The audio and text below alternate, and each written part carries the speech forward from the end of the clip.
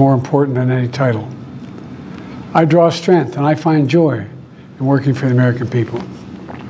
But this sacred task of perfecting our union is not about me.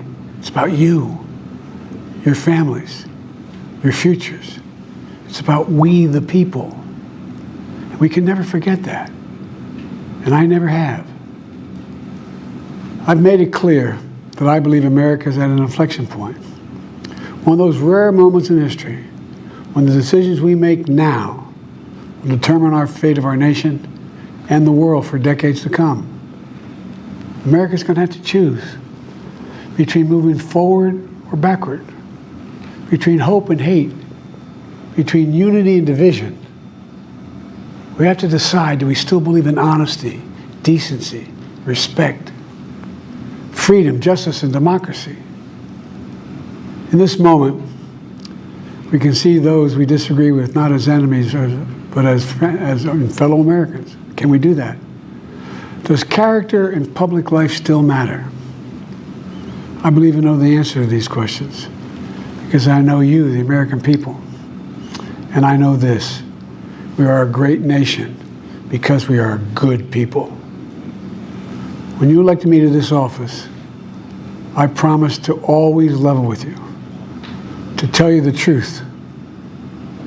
And the truth, the sacred cause of this country, is larger than any one of us. And those of us who cherish that cause, cherish it so much, a cause of American democracy itself, must unite to protect it. You know, in recent weeks, it's become clear to me that I need to unite my party in this critical endeavor. I believe my record as president, my leadership in the world, my vision for America's future, all merited a second term. But nothing can come in the way of saving our democracy. That includes personal ambition. So I've decided the best way forward is to pass the torch to a new generation. That's the best way to unite our nation. You know, there is a time and a place for long years of experience in public life. There's also a time and a place for new voices, fresh voices, yes, younger voices. And that time and place is now. Over the next 6 months, I'll be focused on doing my job as president. That means I'll continue to lower costs for hardworking families, grow our economy. I'll keep defending our personal freedoms and our civil rights, from the right to vote to the right to choose. I'll keep calling out hate and extremism. Make it clear there is no place in America for political violence or any violence ever, period. I'm going to keep speaking out to protect our kids from gun violence, our planet from climate crisis that is the existential threat. And I will keep fighting for my cancer moonshot so we can end cancer as we know it, because we can do it. And I'm going to call for Supreme Court reform because this is critical to our democracy, Supreme Court reform. You know, I will keep working to ensure America remains strong and secure and the leader of the free world. I'm the first president in this century to report to the American people that the United States is not at war anywhere in the world. We'll keep rallying a coalition of proud nations to stop Putin from taking over Ukraine and doing more damage. We'll keep NATO stronger, and I'll make it more powerful and more united than any time in all of our history. I'll keep doing the same for our allies in the Pacific. You know, when I came to office, the conventional wisdom was that China would inevitably surpass the United States. That's not the case anymore. And I'm going to keep working to end the war in Gaza, bring home all the hostages, and bring peace and security to the Middle East and end this war. We're also working around the clock to bring home Americans being unjustly detained all around the world. You know, we've come so far since my inauguration. On that day, I told you, as I stood in that winter, we stood in a winter of peril and a winter of possibilities. Peril and possibilities. We were in the grip of the worst pandemic in a century, the worst economic crisis since the Great Depression, the worst attack on our democracy since the Civil War. But we came together as Americans, and we got through it. We emerged stronger, more prosperous, and more secure. Today we have the strongest economy in the world, creating nearly 16 million new jobs, a record. Wages are up. Inflation continues to come down. The racial wealth gap is the lowest it's been in 20 years. We're literally rebuilding our entire nation, urban, suburban, rural, and tribal communities. Manufacturing has come back to America. We're leading the world again in chips and science and innovation. We finally beat Big Pharma after all these years to lower the cost of prescription drugs for seniors. And I'm going to keep fighting to make sure we lower the cost for everyone, not just seniors. More people have health care today in America than ever before.